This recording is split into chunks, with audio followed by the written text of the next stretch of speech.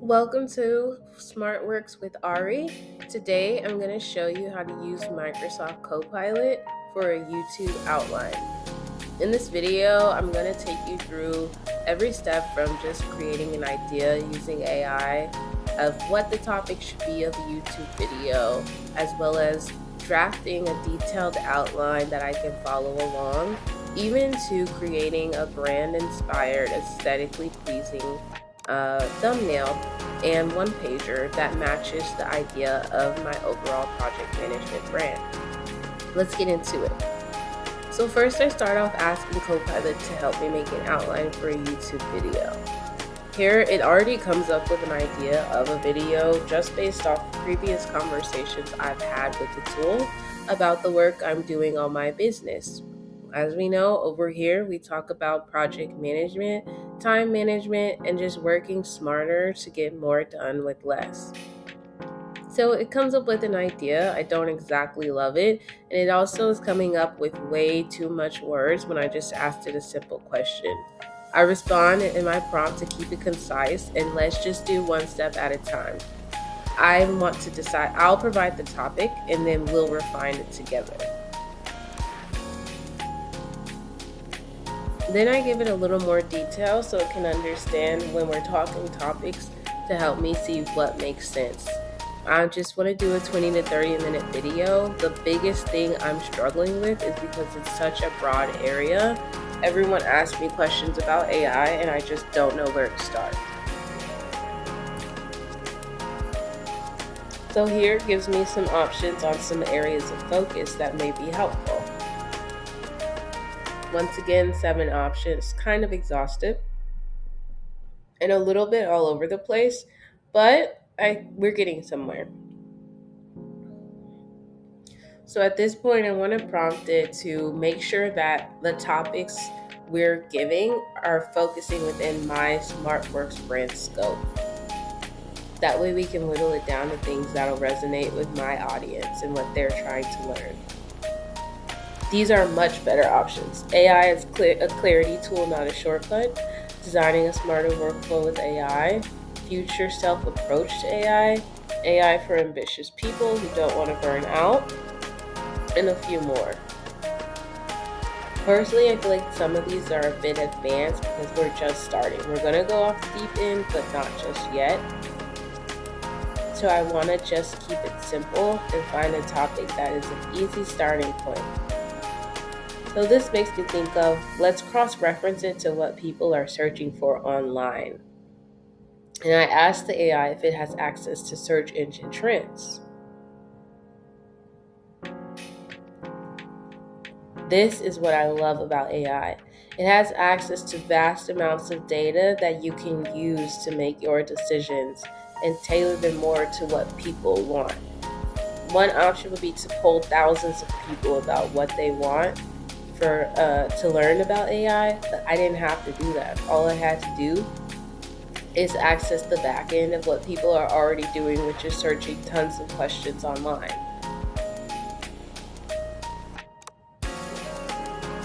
These are much better topics. All of these honestly might end up being a video. AI for overwhelm reduction, what AI is great at and what you should never outsource. AI is the second brain, future-proofing yourself and skills that matter in an AI world.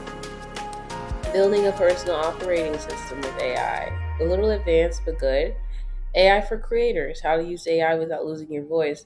I love that one because it is being intuitive here.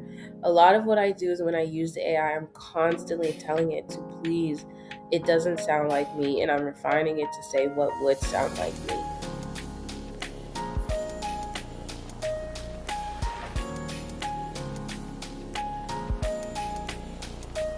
So I found a few options I like, and I let the AI know that. It automatically combined those options into a potential video outline for one video covering both topics. Here it's getting ahead of itself a little bit again, so I asked it to slow down. I'm still on the task of choosing a topic. This is my favorite part. You see how it automatically outputs the topic into a table? This is from the context of me working with this particular tool over months, and every time I have information that I need to look at and compare, I ask it to put it in a simplified way that's easy to read in a table. So now I don't even have to ask it to do that. It automatically knows that if we're comparing options, to put it in a table. And you see it gives me option 1, option 2, and the combined option as things to look at.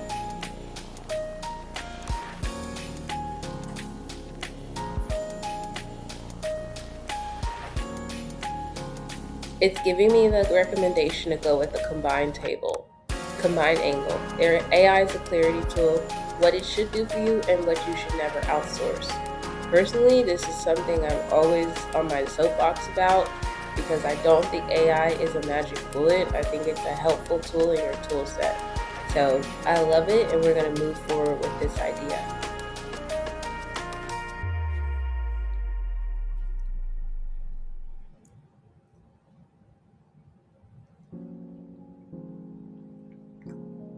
So next you'll see Copilot put this into a detailed outline. It creates a 3-part framework, I'm sure based on some sort of best practices. But I told it, let's do the combined approach, but I want to guide the scope of the outline. Because as we saw, it likes to get ahead of itself and plan everything out. And I just need some refinement along the way, but I want it to make sure that it sounds like me, it feels like me, and it reflects my brand voice, not just some canned cookie cutter answers from a computer. So I asked it to do the combined approach, but I want to guide the scope. I want a clickbait title, something like AI is too dumb to do your job, but it can make you the best at your job. Just based on that alone, it gives me the full outline, and it sees what I'm going for with the vibe, and it completely replicates that in every aspect of the framework of the video outline.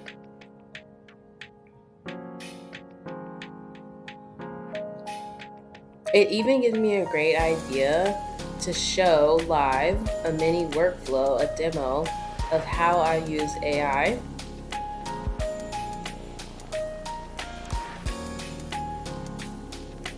Which I love and I hadn't thought of.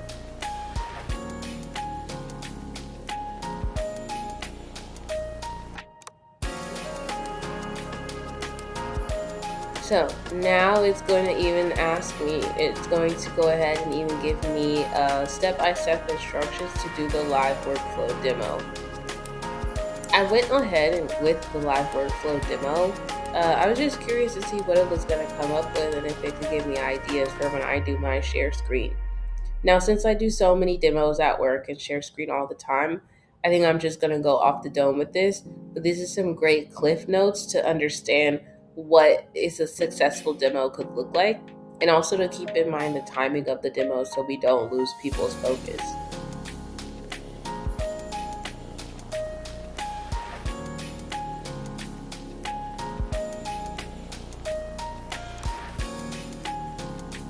Here, the demo was more corporate tech project management focused. So I wanted to reframe that because I wanted to make sure that on this platform, everyone feels accessible to project management, and it's not just in the narrow view of corporate technology. So why don't we do it for something fun, like planning a trip? That's something almost everyone does, and I think it's also something that everyone could use help with. So instead, I asked it to tailor it to something fun like travel, which I love this idea a lot more. It gives me a checklist to do. It tells me to draft a project plan. It shows me just a high level of, let's say it's a 5-day trip. What's the purpose of the trip? Where do you want to go? And it also tells you what you should specifically use a human for. Always assign a human to confirm bookings. Explain why I changed the AI output, and check dates and cancellation rules before paying. So I was like, okay, this is a good start, but let's rewrite the outline and keep it a little more abstract so I can just flow with the vibes. I don't need a script. I can handle it. So far, so good. Everything's going really well. But I want you to pay attention as we approach about 10 minutes into this tutorial and into this prompt chain with AI. A prompt chain is just what the conversation is, where you put in a series of prompts and AI is responding based on those. I want you to see how the quality is going to begin to deteriorate right around this time. So this is one of the limitations of AI. You cannot speak to AI for an unlimited amount of time and still get good outputs. Here, I asked the AI to just put this into a doc that I can reference, and it gives me an error.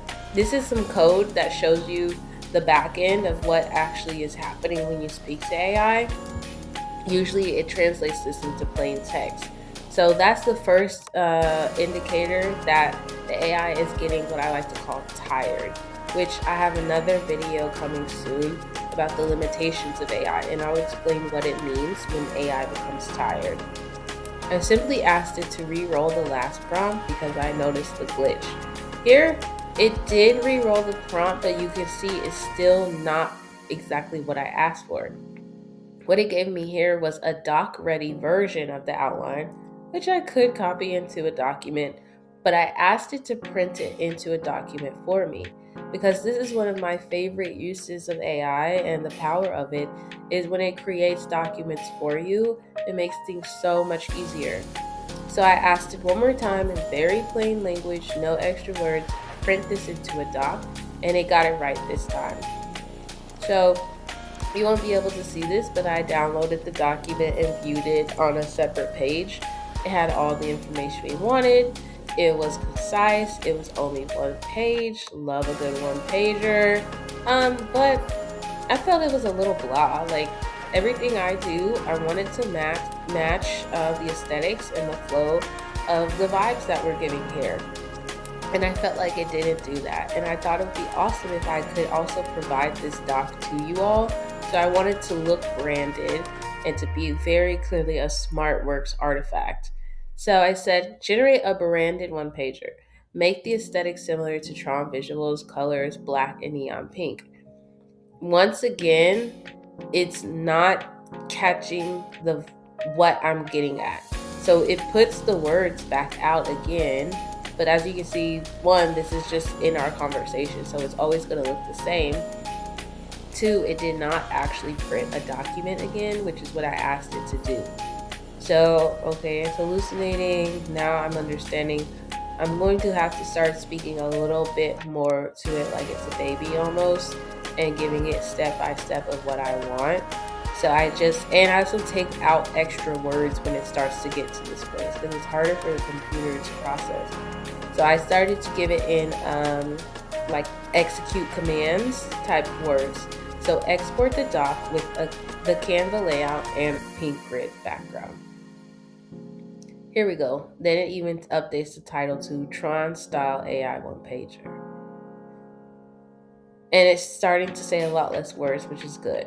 So at this point, I looked at the doc, I downloaded it. It looked great. It was beautiful. It has a black background, pink neon words, minimalistic, futuristic type vibes. Love it. Pink accents, some little, symbols and things like that. So it asked me if I wanted help with the YouTube thumbnail. So I said, you know what, let's do it. Let's see what you can do. I just responded the word thumbnail because, as I said, the more taxed the tool gets, the more you should speak in like almost broken English, just to minimize the computing power that's required to get what you want. I wasn't quite ready to finish this conversation, even though I knew it was running out of juice. So it gave me some options for the thumbnail. Just for purposes of demonstration, I went ahead and picked a concept because I want to show you exactly what it's capable of.